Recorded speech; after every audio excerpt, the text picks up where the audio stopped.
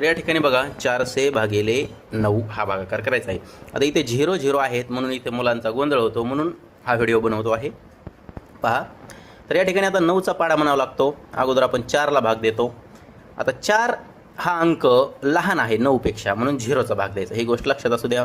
9 0 0 याची करायची वजाबाकी। 4 मधून 0 गेला 4। आता या 4च्या पुढचा अंक खाली घ्यायचा। खाली तयार झाली 40। आणि एक गोष्ट लक्षात असू द्या, अंक खाली घेत असताना एकच अंक खाली घ्यायचा, सोबत 2 अंक खाली घ्यायचे नाही। आता बघा 9चा पाडा 40 पर्यंत म्हणायचा आहे, परंतु 9च्या पाड्यामध्ये 40 नाहीत। मग 40पेक्षा लहान संख्या त्या पाड्यातली बघायची, परंतु ती 40च्या जवळची पाहिजे। 40च्या बघा 9 चौक 36 याची करायची वजाबाकी। आता बघा इथं 0 मधून 6 जात नाहीत, म्हणून आपण 0 कट करू। 0 इथं लिहू। या 4 मधला 1 इथं घेऊ, म्हणजे इथं होतील 10 आणि इथं 1 दिल्यामुळे इथं राहतील 3। 10 मधून 6 गेले 4, 3 मधून 3 गेला 0। आता वरून घ्यायचा हा 0। इथं परत 40 तयार झालेले आहेत।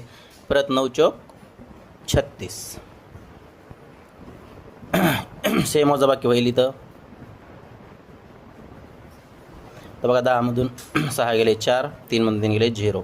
आता याच्यात कशाला काय म्हणायचं हे सुद्धा सगळ्यात महत्त्वाचं आहे। हा आहे भागाकार, म्हणजे हे आपलं उत्तर असतं। याला म्हणायचं भाजक, याला म्हणायचं भाज्य, आणि खाली बाकी त्याला म्हणायचं ते राहिलेले आहे 4। व्हिडिओ आवडला असेल तर जास्तीत जास्त शेअर करा। धन्यवाद।